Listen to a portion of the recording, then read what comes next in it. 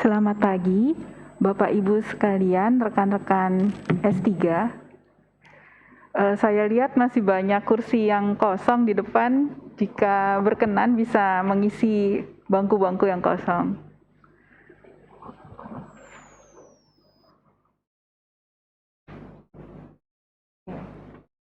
Oke. Baik, kita mulai acara Friday Morning Forum Series ke-22 pagi ini. Dan sambutan dari Natural Language Processing Research Group, Profesor Dr. Insinyur Anak Agung Putri Ratna M. Eng selaku Group Leader. Waktu dan tempat kami persilahkan. Oke, bentar ya, sabar. Daripada saya jatuh. Saya ke atas apa? Di bawah atau? Di bawah nggak apa-apa. Semangat ya. Selamat pagi. Assalamualaikum warahmatullahi wabarakatuh. Tadi Mbak moderator ya? Iya. Bilangnya kan depan kan kosong ya? Kenapa di atas ya? Turun yuk. Ayo. Semangat pagi.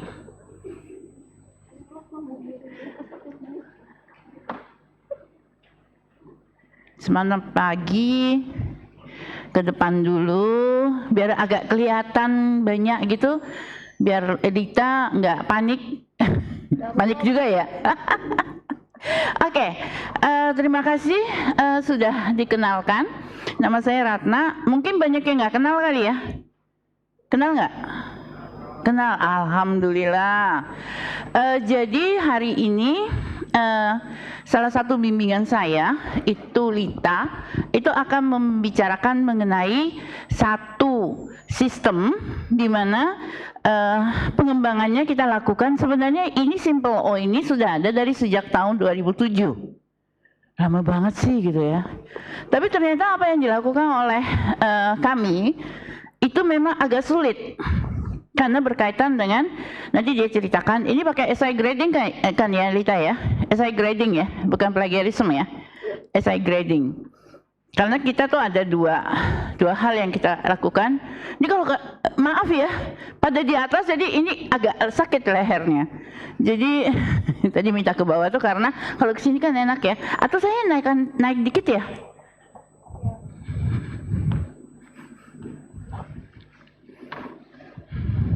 Oke, enakan begini. Tadi kalau di bawah tuh lehernya sakit. Ya, jadi dari sejak 2007 kita telah melakukan kegiatan baik mengenai SI grading, jadi menggrade SI dengan sebenarnya bukan SI ya. Lita terakhir kita ganti dengan short answers. Cuma short answer tuh mungkin 1 paragraf, 2 paragraf seperti itu. Kalau di plagiarism memang kita SI. Jadi satu makalah kita cek dengan ada metodenya sendiri. Oke, hari ini Lita akan membicarakan mengenai SI grading Simple O dalam bahasa Jepang. Karena penelitian kami itu ada di bahasa Indonesia dan bahasa Jepang. Nah, kira-kira seperti apa mungkin Lita bisa menjelaskan ya. Semangat ya. Oke, terima kasih. Mungkin sambutan dari saya sekian dulu. Terima kasih. Wassalamualaikum warahmatullahi wabarakatuh.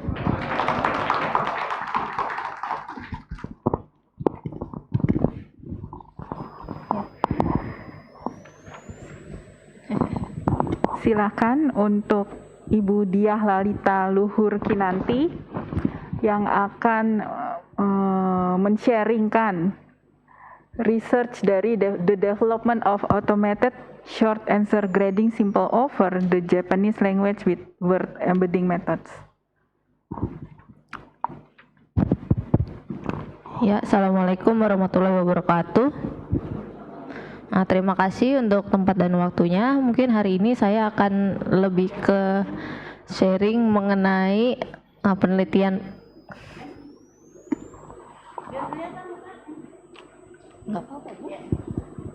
Mengenai penelitian yang saya lakukan, lebih tepatnya research group kami lakukan, yaitu mengenai short answer grading.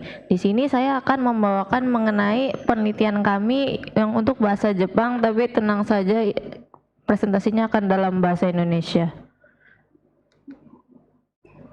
Jadi ini adalah research group kami, Natural Language Processing Research Group, diketuai oleh Profesor Anak Agung Putri Ratna, dan member atau anggota kami ada Bu Prima, kemudian ada Pak Asta, Mas Ihsan Ibrahim, Ibam, kemudian ada saya dan ada Mbak Tin ya. Kemudian pertama saya ingin membicarakan apa itu automated short answer grading. Jadi penelitian ini kami lakukan karena sekarang ini banyak yang mereka sekolah dan institusi pendidikan ini menerapkan e-learning atau pembelajaran menggunakan platform-platform online. Sementara kita melakukan ujian dan tugas-tugas itu juga sudah mulai dilakukan di online platform. Misalnya di UI ini kita menggunakan emas. Namun untuk yang short answer ini masih diperiksa secara manual, padahal untuk yang misalnya yang pilihan ganda bisa dikoreksi secara otomatis. Dari kalau ini bisa kita otomatisasi, jadi si pelajar ini bisa langsung mendapatkan hasil dari ujian dia, dan dari segi pengajar sendiri juga bisa menghemat waktu. Selain itu, otomatisasi ini juga bisa meminimalisasi risiko yang didapatkan ketika penilaian dilakukan secara manual, yaitu misalnya di sini adalah grading yang tidak konsisten. Ini bisa dikarenakan berbagai macam hal, seperti misalnya pengajarnya kelelahan, atau ada juga penelitian yang mengatakan adanya bias dan lain sebagainya. Lalu apa itu automated short answer grading? Menurut survei yang dilakukan oleh Bu Rose, beliau ini kemudian mendefinisikan short answer grading ini sebagai yang pertama adalah si short answer grading ini membutuhkan sumber pengetahuan dari sumber lain. Jadi kita bisa menjawab berdasarkan apa yang kita telah ketahui dari misalnya buku teks atau pengetahuan umum. Kemudian jawaban dari soal ini juga dijawab dengan natural language atau dengan bahasa kita, bahasa Indonesia, bahasa Inggris, bahasa Jepang. Kemudian jawaban ini panjangnya adalah satu frasa hingga satu paragraf, sehingga yang misalnya seperti fill in the blank itu tidak termasuk dalam short answer. Kemudian penilaian dari short answer ini lebih berfokus kepada konten atau isinya daripada writing style-nya atau bagaimana dia menyusun kalimatnya. Kemudian short answer grading ini sebenarnya dia free text, tapi jawabannya ini didesain supaya jawabannya tertentu saja, tidak terlalu bebas. Jadi menurut survei yang dilakukan oleh Bu Rose ini, dia juga kemudian mengelompokkan short answer grading development ini menjadi beberapa era. Jadi yang pertama adalah konsep mapping. Jadi dia orang-orang yang pertama kali awal-awal mengembangkan short answer grading ini, dia melakukan mapping dari kalimat-kalimat yang ada di jawaban dengan kalimat referensinya. Apakah konsepnya ada atau sama atau tidak. Kemudian era berikutnya adalah information retrieval. Jadi pada saat itu digunakan berbagai teknik-teknik information retrieval seperti misalnya back of words, atau dia mencari hanya kata-kata tertentu saja atau komponen-komponen tertentu saja. Jadi tidak satu kalimat langsung seperti di konsep mapping. Kemudian berikutnya adalah corpus based method. Jadi setelah itu orang-orang mulai berpikir bagaimana kalau kita menggunakan korpora besar atau seperti dictionary untuk membantu memprediksi skor. Kemudian masuk ke era machine learning, di mana orang-orang mulai menggunakan machine learning untuk baik untuk klasifikasi maupun regresi dalam penentuan prediksi skor. Kemudian ini era terakhir menurut Buro ini adalah evaluation, tapi evaluation ini bukan mengenai teknik atau algoritma-algoritma yang digunakan, tapi di mana sekarang ini banyak orang yang melakukan sharing resource. Jadi yang model yang kita mungkin ini bisa dievaluasi dengan model-model yang dibikin orang lain karena menggunakan data-data yang sama. Kemudian Haller ini juga kembali membagi era yang machine learning tadi menjadi beberapa bagian lagi. Jadi menurut penelitian dilakukan Haller ini, jadi machine learning itu sudah dibagi lagi. Jadi yang pertama dia machine learning yang klasik yang dia biasa, dia menggunakan set-set feature-feature tertentu untuk melakukan pengelompokan, klasifikasi atau regresi untuk score prediction-nya. Kemudian berkembang lagi dan orang-orang mulai menerapkan word embedding atau language model. Dan kemudian setelah itu yang berikutnya orang-orang mulai menerapkan sequential machine learning. Seperti misalnya orang-orang mulai melihat kata-kata itu adalah dapat berbentuk seperti sequence hingga dia ini bisa diproses dengan menggunakan metode seperti RNN, LSTM. Kemudian berikutnya adalah dikembangkan kembali. Orang-orang merasa RNN dan LSTM ini kurang bisa menangkap konteks secara yang ada di kalimat itu, sehingga orang-orang mengembangkan dengan yang namanya attention. Misalnya language model yang menggunakan attention ini yang umum digunakan di NLP ini adalah misalnya BERT.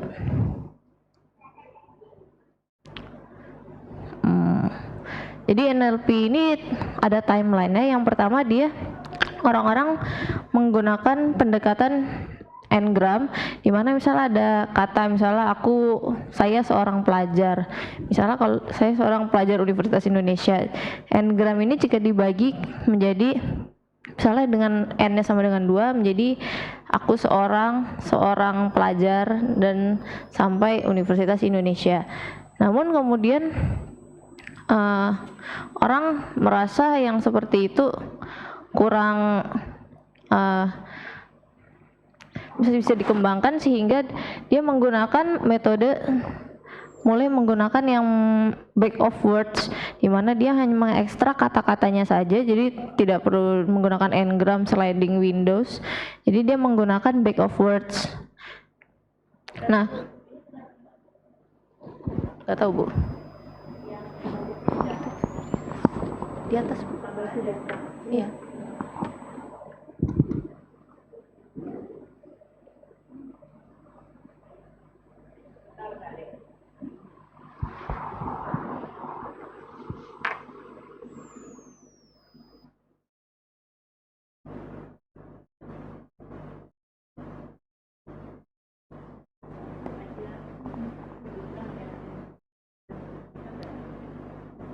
Ya mungkin bisa ditunggu sebentar.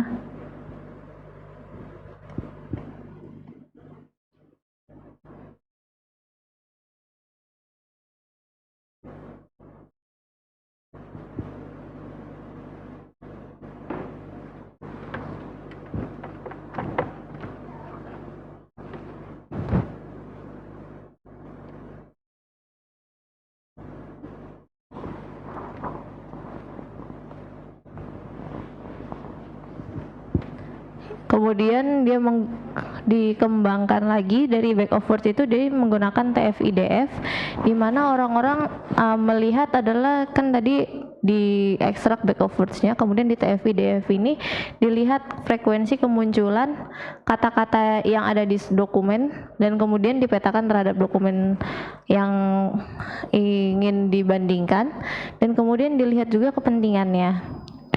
Dan kemudian ini adalah metode berkembang lagi, metode yang sering digunakan, sangat populer, latent semantic analysis, untuk menganalisis menggunakan metode statistik.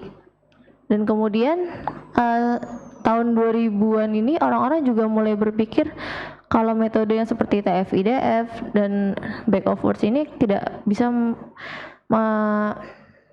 menangkap nilai konsep-konsep atau yang maksud dari suatu kata tersebut, sehingga orang mulai melakukan training dengan menggunakan machine learning untuk membuat language model yang bisa digunakan secara general. Jadi tidak perlu memproses per dokumen, tapi dia bisa orang-orang bisa mengetahui vektor itu berdasarkan training yang dilakukan machine learning itu. Kemudian terus berkembang. Yang populer ini adalah word to fact, GloVe, dan satu lagi fast text ini. Dan yang terbaru adalah sekarang language model ini menggunakan Elmo dan BERT. Ada beberapa step dalam development ASAK ini.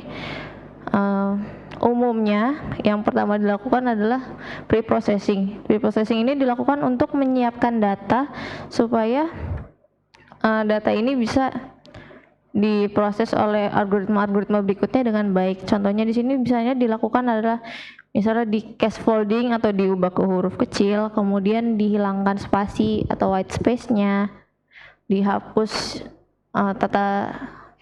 punctuation-nya yang dianggap tidak terlalu penting. Dan kemudian berikutnya adalah features extraction.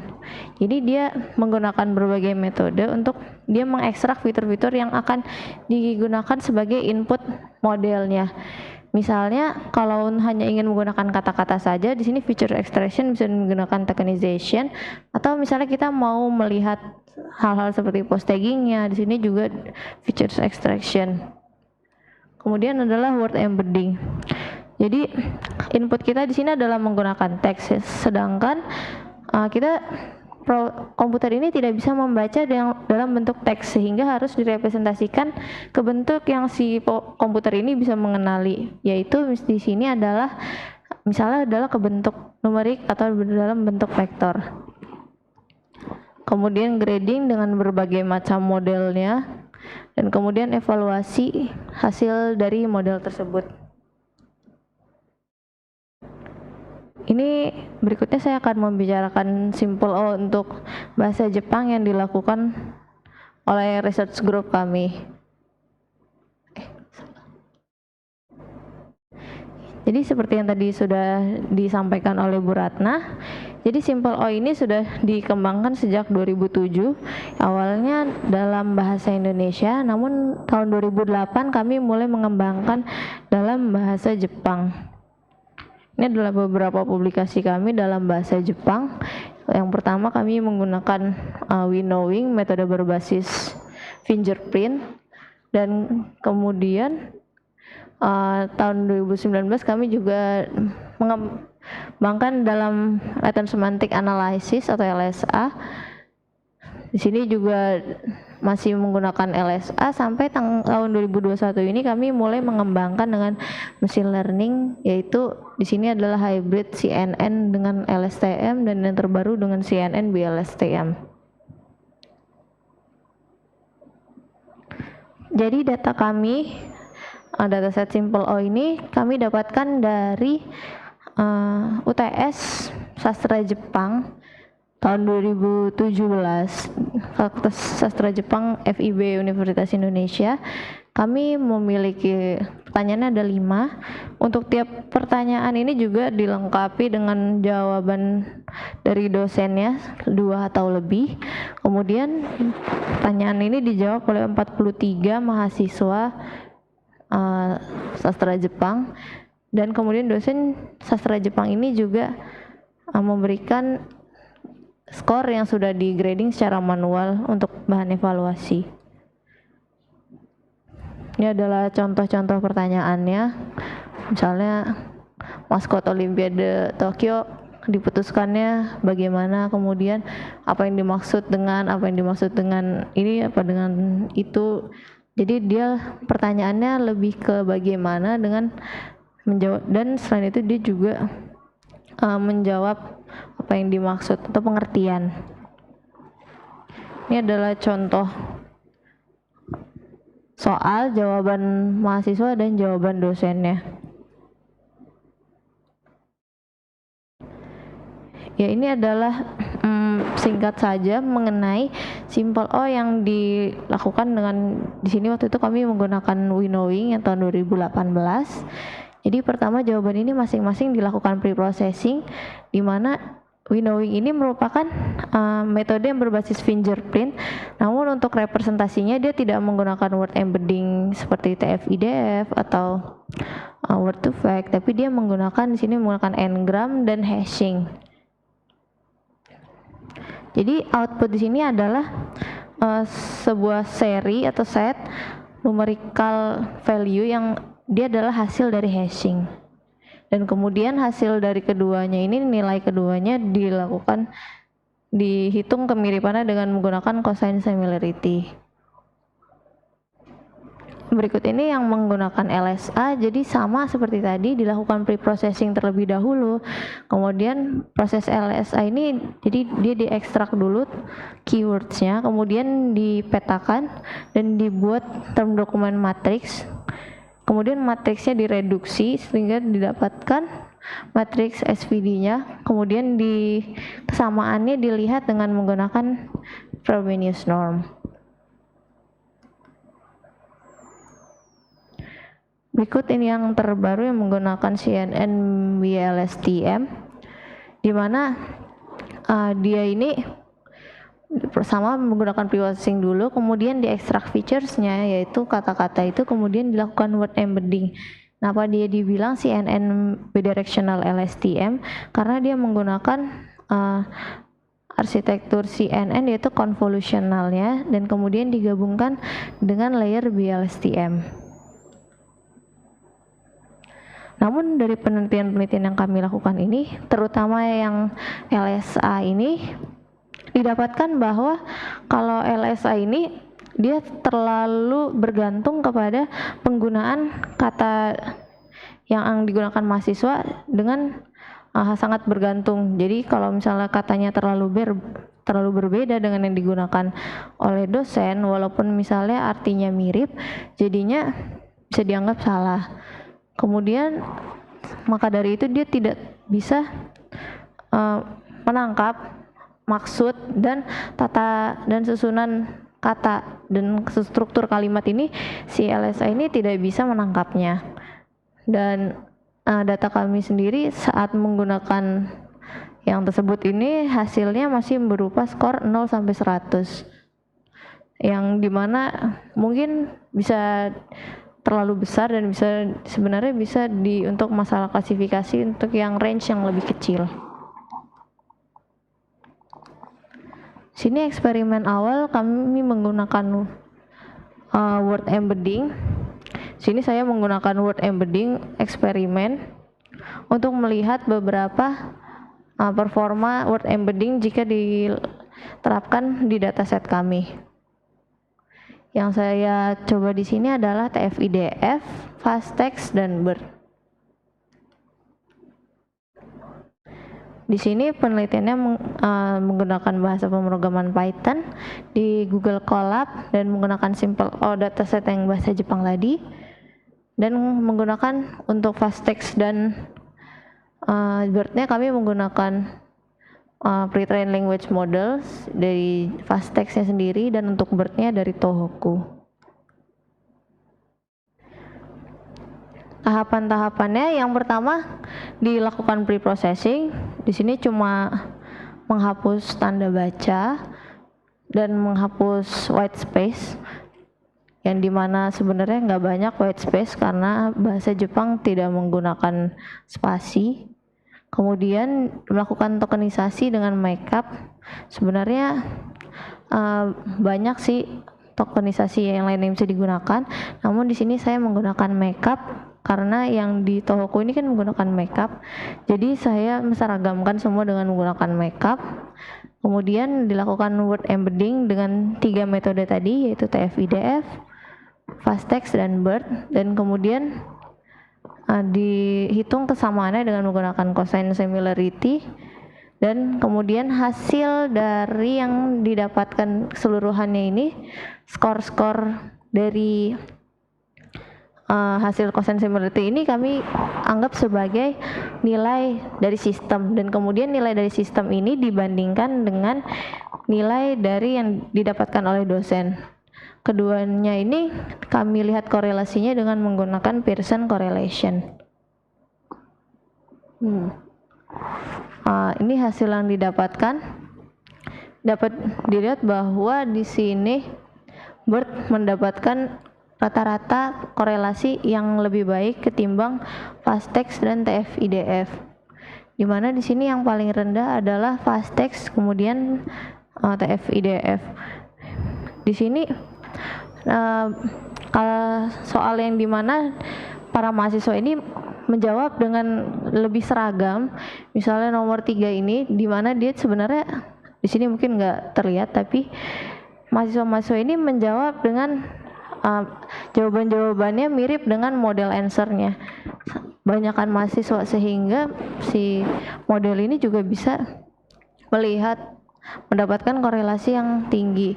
Namun untuk misalnya di sini yang nomor 5 ini, mahasiswa-mahasiswa ini menjawab dengan variasi yang sangat banyak, sehingga didapatkan bahwa hasil korelasinya tidak begitu tinggi, terutama di sini untuk TF-IDF.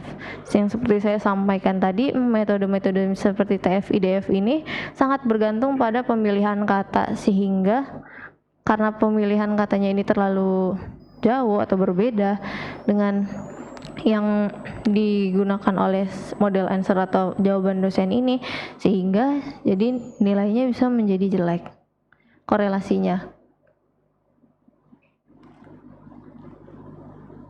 Ya, namun yang tadi ini memiliki limitasi, di mana si BERT ini menggunakan memori yang sangat besar, karena memang pre-trained model BERT ini menggunakan model yang besar juga, yang membutuhkan memori besar juga, sehingga memori yang digunakan untuk memproses untuk BERT ini menjadi lebih besar.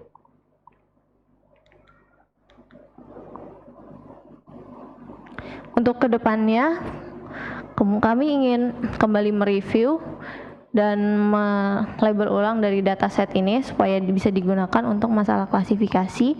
Kemudian hasil yang barusan tadi dievaluasi kembali dan mungkin bisa ditingkatkan, dan kemudian membuat model klasifikasinya. Jadi kesimpulannya tadi BERT memiliki dalam eksperimen word embedding ini memiliki korelasi yang lebih baik ketimbang TF-IDF dan FastText. Namun drawback-nya adalah menggunakan memori yang lebih besar.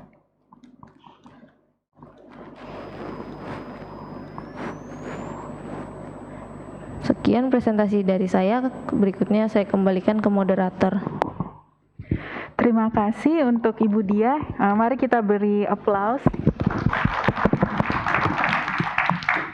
Silakan jika dari Bapak Ibu ada yang ingin bertanya. Oke, saya persilahkan Pak Priyo ya.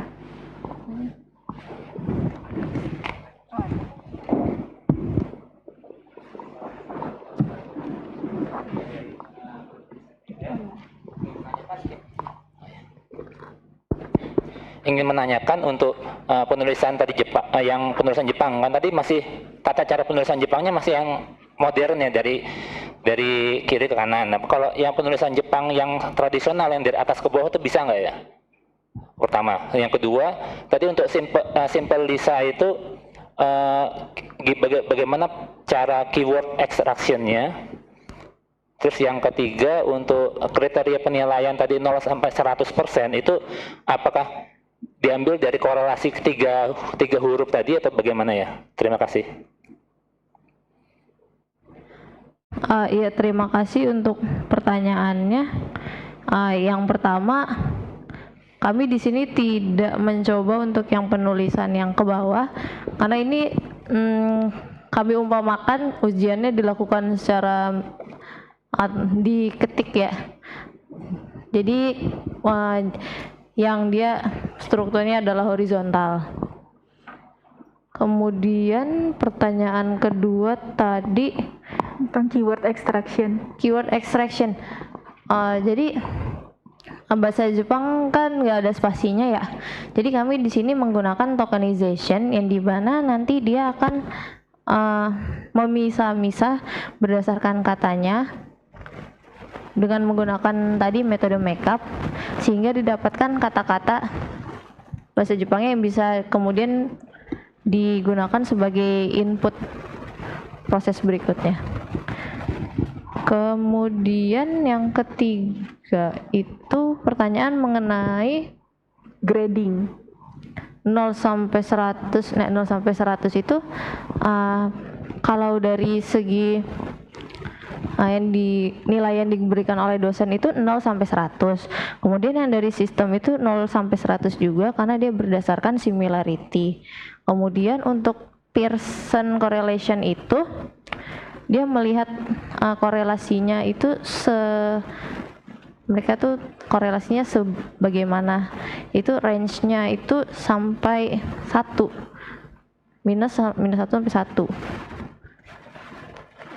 Jadi karena misal correlation tadi adalah 0,5, jadi didapatkan bahwa jawaban mahasiswa dengan jawaban dosen ini cukup besar korelasinya. Demikian. Apakah terjawab? Terima kasih untuk penanya pertama. Untuk penanya kedua, silahkan Ibu perkenalkan diri dulu.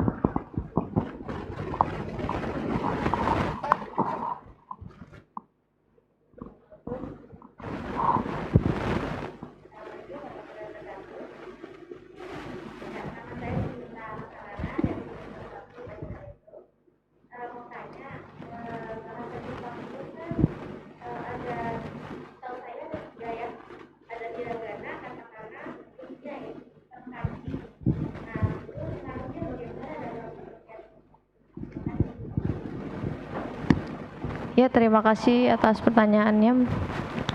Jadi benar ya, bahasa Jepang ini ada katakana, hiragana, dan kanji, dan di ujian ini dibebaskan untuk menggunakan boleh katakana, hiragana, atau kanji selama hiragananya ini sesuai dengan kanjinya penulisannya. Ya memang di sini agak memiliki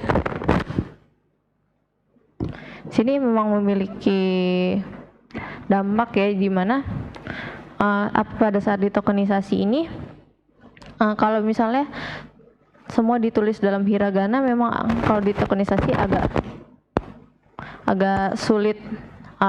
Ada kemungkinan bahwa tokenisasi ini yang dibuat ini kata-kata yang bukan seharusnya kata itu yang dibuat. Maka dari itu di sini untuk ini ada beberapa kata yang saya kembalikan ke bentuk kanjinya dari pada saat pemrosesan ini, sehingga dia bisa mengurangi resiko bahwa pada saat tokenisasi ini dia mentokenize atau membuat suatu kata yang bukan kata itu sebenarnya yang mau kita ekstraksi. Demikian jawabannya. Apakah sudah?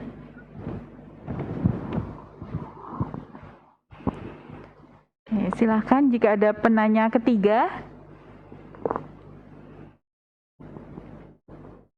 Oke, silahkan Pak.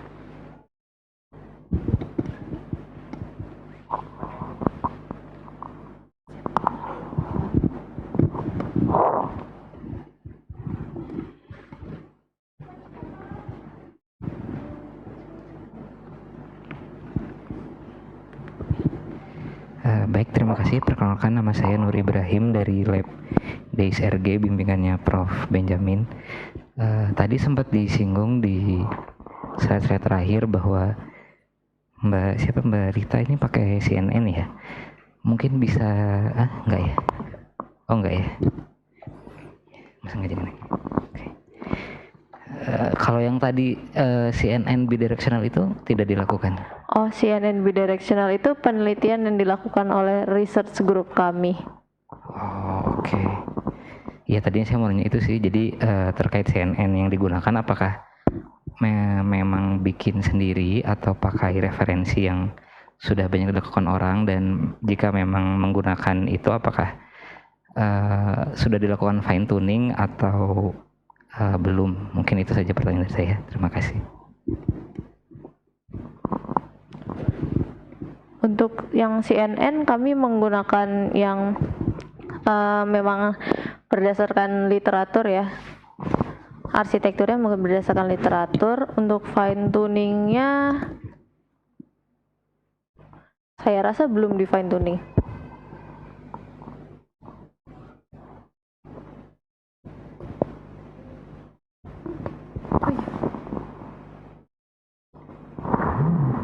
Apakah sudah cukup jelas?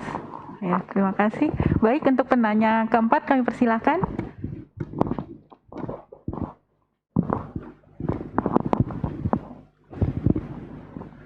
Assalamualaikum warahmatullahi wabarakatuh. Nama saya Didi. Saya semester 2 di S3 di bawah bimbingan Prof. Iwa. Mohon maaf Mbak ya, mungkin pertanyaannya agak konyol gitu ya. Saya terus terang belum mengerti dengan apa yang disampaikan oleh Mbak ya tadi. Mungkin bisa disampaikan secara sederhana gitu. State of the art dari penelitian ini di mana gitu.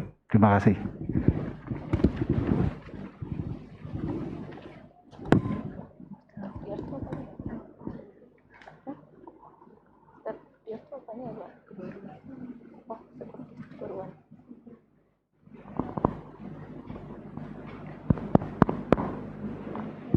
Ya, terima kasih atas pertanyaannya. State of the art yang dimaksud itu apakah literatur mengacu pada bagaimana, atau maksud pertanyaannya bagaimana ya Pak? Dalam ini kan penelitian ya, saya kira ada referensi yang bisa dijadikan bahwa keterbaruannya dibandingkan dengan apakah dengan metode yang baru dalam pemrosesan atau dengan data yang berbeda dan sebagainya. Mungkin yang membedakan antara penelitian-penelitian sebelumnya yang terkait dengan penelitian ini gitu. Ya, baik, terima kasih. Ya, jadi penelitian kami Simple O ini bahasa Jepang. Jadi dia dikhususkan untuk bahasa Jepang, mahasiswa-mahasiswa yang sedang belajar bahasa Jepang ya. Jadi itu yang pertama, dengan menggunakan dataset kami sendiri. Kalau dari saya pribadi sebenarnya saya juga masih mencari soal keterbaruan ya.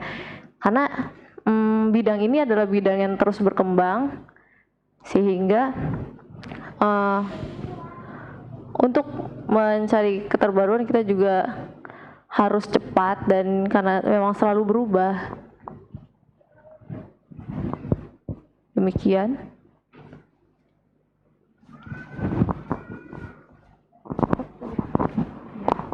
Ya, terima kasih Pak. Izin saya coba tambahkan. Jadi kalau tadi kita lihat yang Mbak Diah sampaikan itu adalah Mbak Diah berusaha untuk memberikan kebaharuan di datanya. Dari data primer yang diambil, beliau mencoba melakukan suatu research literatur review. Jadi beliau membandingkan metode dari data primer tersebut. Ada 3 metode yang dibandingkan, yaitu BERT, FastText, dan TF-IDF.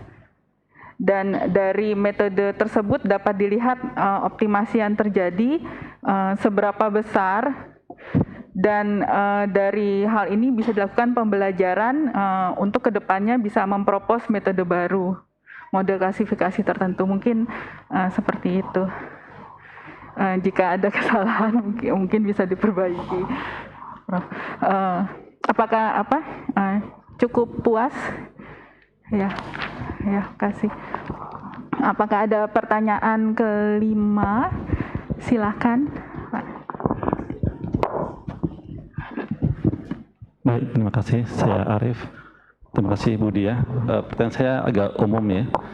Saat ini kan kita cukup terkagetkan ya dengan Open ChatGPT, yang kita tahu itu juga menggunakan NLP ya.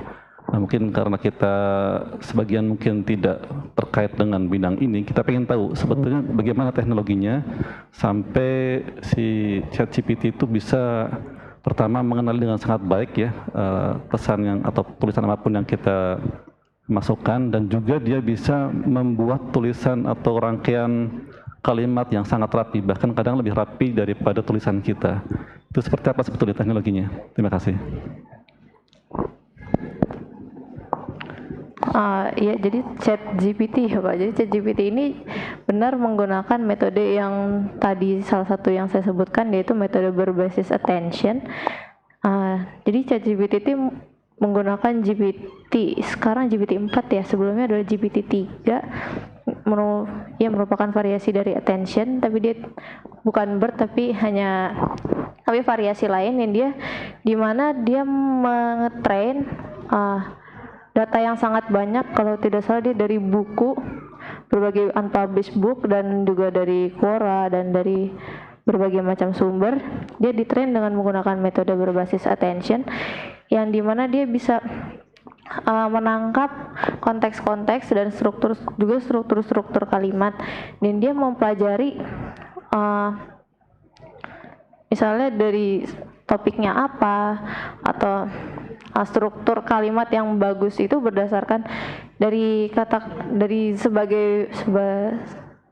sebanyak data yang dia proses itu. Dia melihat struktur kata itu bagaimana yang bagusnya. Jadi dia setelah dia mempelajari struktur kata yang bagus itu, dia bisa membuat kalimat sendiri dengan struktur yang barusan dia pelajari. Jadi dia mendapatkan cara membuat struktur kalimat yang baik.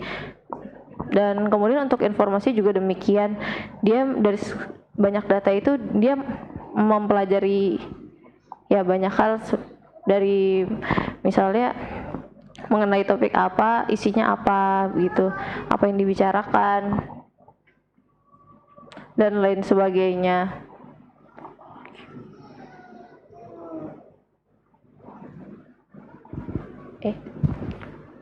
Baik, saya mungkin tambahkan ya. Jadi untuk kekuatannya sendiri itu dia di mana? Apakah di trainingnya atau di algoritma ketika dia yang digunakan tadi ya? Ada beberapa metode. Sebetulnya di mana kekuatan dia sehingga bisa membuat analisis yang sangat bagus gitu ya, kemudian juga sangat komprehensif. Ya, jadi dia sangat bagus ini. Yang pertama adalah benar algoritmanya, karena dia menggunakan metode attention yang dimana sekarang adalah state of the art yang paling bagus. Sini dia menggunakan attention, dan kemudian dia juga bagusnya adalah dia menggunakan parameter yang sangat banyak, sehingga infrastruktur dia itu juga sangat besar, parameternya besar, dan data yang di train juga sangat banyak. Jadi dia bisa mempelajari sangat banyak hal. Jadi semuanya membuat itu bagus, Pak. Baik, terima kasih.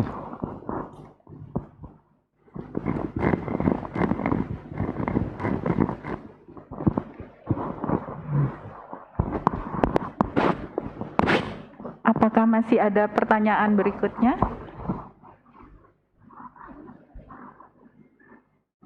Kita masih ada cukup banyak waktu, 20 menit lagi. Mungkin waktu kita berikan dulu kepada Ibu Prof. Seperti ada pertanyaan berikutnya. Silakan Pak Junet. Ya, selamat pagi Bu Budia, terima kasih untuk presentasinya, sangat menarik. Ini yang saya mau pertanyakan terkait dari yang hasilnya di sini, dari menunjukkan bahwa BERT itu menunjukkan korelasi yang terbaik ya di antara 3 metode word embedding yang lainnya. Nah, ini yang jadi pertanyaan saya. Mungkin bisa dikoreksi ya, saya kurang paham juga. Jadi kalau pada saat dia udah muncul automatic gradingnya ini ya, automatic gradingnya. Jadi setelah udah muncul keluar gradingnya itu, apakah di feedback lagi ada umpan balik lagi ke guru yang memberikan nilai tersebut, atau bagaimana tuh? Jadi ada semacam apa ya, setelah di automatic grading oleh sistem tersebut, apakah guru ditanyakan lagi, ada feedback kembali ke guru yang memberikan jawaban itu, atau cukup bilang ini sistem ini sudah baik dan korelasinya dengan menggunakan BERT ini sudah yang terbaik ya, oke, berarti penilaian sudah cukup seperti itu. Apakah ada umpan balik lagi gitu ke gurunya? Ya, itu aja Bu. Terima kasih. Ya, terima kasih atas pertanyaannya. Jadi untuk saat ini kita tidak ada sistem umpan balik. Jadi kalau sudah keluar hasilnya, nilainya, kita tidak mengembalikan lagi ke dosennya, tapi kita mengevaluasi dengan menggunakan nilai-nilai yang tadi sebelumnya diberikan oleh dosennya itu. Ya.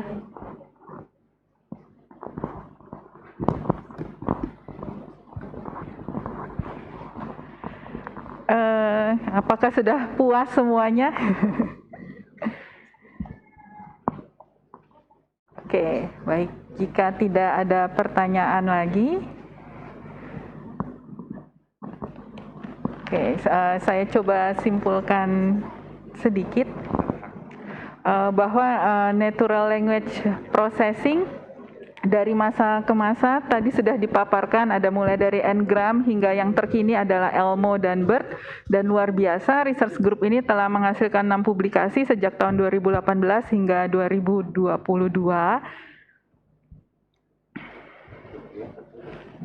Ya, oke, baik. Dan mungkin jika ada tambahan dari grup leader kami, Prof. Ratna, waktu dan tempat kami persilahkan. Masih banyak sekali, 15 menit.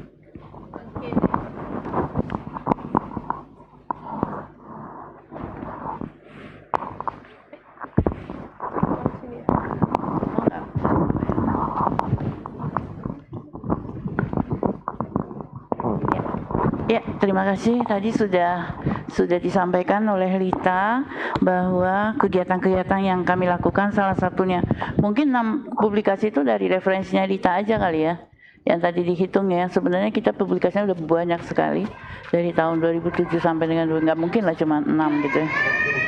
Yang Jepang doang ya. Dari tadi Anda mengatakannya 2018 sebenarnya ya.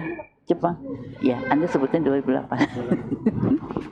Oke, nggak apa-apa. Jadi sebenarnya kegiatan ini adalah kegiatan yang dari zaman dulu tuh nggak terlalu banyak yang melakukan. Jadi bagaimana kita bisa menggrade sesuatu short answer kalau kita istilahnya ya. Kemudian kita melihat itu nggak banyak dibanding dengan mungkin Anda yang berkecimpung di bidang yang berbeda. Jadi referensinya juga sulit didapat ya Mbak Tin ya. Mbak Tin juga setengah mati tuh mencari. Lita juga sulit. Tapi ini cukup menarik, dan tadi dikatakan ada yang ditanyakan tadi bahwa sebenarnya yang kita kejar adalah akurasinya. Akurasi itu apa? Tadi kita sampaikan bahwa sebenarnya itu tidak di-feedbackkan ke dosennya, kan, tetapi sebelumnya ada nilai dari dosennya, kita sesuaikan. Nilai dosen juga nggak cuma sendiri, ada beberapa dosen, kemudian kita lihat, kemudian sesuai enggak. Nah ini yang agak sulit, karena kan dosen kan kadang-kadang nggak tahu di antara Anda ada yang dosen ya, Pak Arif, ada Pak Catur. Jadi pada saat menilai esai, maksudnya itu short answer, bukan multiple choice. Jadi kan ada beberapa poin yang, oh ini begini kali, antara dosen yang satu dengan yang lain pun kadang-kadang beda banget. Dan kita sebenarnya dulu menggunakan data yang memang tidak ada panduan ke dosennya. Jadi udah dosen menentukan aja. Nah sementara sistem suruh mengikuti itu yang sulit di bahasa Indonesia. Di bahasa Jepang, kenapa kita lakukan? Karena memang ada salah satu dosen di sastra Jepang itu yang mau melakukan penelitian bersama dengan kami, sehingga kita mencoba mengadop bahasa Jepangnya. Bahasa Jepang lebih mudah ya, Lit ya, lebih bagus nilainya dari dulu ya dibanding bahasa Indonesia. Jadi kalau nilai yang akurasinya memang lebih bagus bahasa Jepang. Saya nggak tahu dari bahasa yang dimunculkan oleh mahasiswanya baguskah atau memang grammarnya memang selalu diikuti. Saya nggak tahu yang mana, tapi bahasa Jepang itu nilainya dari dulu lebih baik. Jadi kira-kira seperti itu. Mungkin memang kita tuh memang kayak kalau bimbingan saya itu kayak masukin ke satu hutan yang nggak jelas gitu ya Mbak Tin ya. Harus mencari apa gitu, karena memang begitulah bagian ini. Kayak misalnya dataset kita nggak bisa ngambil dari tempat lain. Bahasa Jepang mungkin sudah mulai ada kali ya, kemarin sudah ngobrol, belum ada juga. Karena ini kan ujian ya, jadi yang dipakai di dalam sistem ini adalah data-data yang memang kita harus membuat sendiri. Tapi kan kita kalau membuat dataset kan harus ada syaratnya, harus benar, bisa divalidasi, bisa dipercaya datanya. Jadi agak mungkin tadi kenapa saya sampaikan dari 2007 itu mencari keakuratannya susah, itu mungkin ada beberapa kendala. Nah itu dihadapi sama Lita maupun Batin. Ibam agak beda, Pak Asel juga agak beda. Tapi ini berdua ini memang mau masuk ke dalam hutan yang agak berantakan gitu ya, yang nggak tahu harus ke utara, selatan, timur, barat. Tapi alhamdulillah yang dikerjakan Lita bagus, dari S1, S2 di kami mengerjakan hal yang mirip tapi dikembangkan. Mungkin dari itu dari saya. Terima kasih. Terima kasih Prof. Ratna. Sebenarnya waktu masih ada ya, 10 menit. Oke, tapi kita tutup saja Friday Morning Forum series ke-22 kali ini dengan foto bersama. Enaknya maju ke depan atau difoto di sini? Tutup aja dulu. Mohon izin Bapak Ibu, kita akan melakukan sesi foto bersama. Mungkin di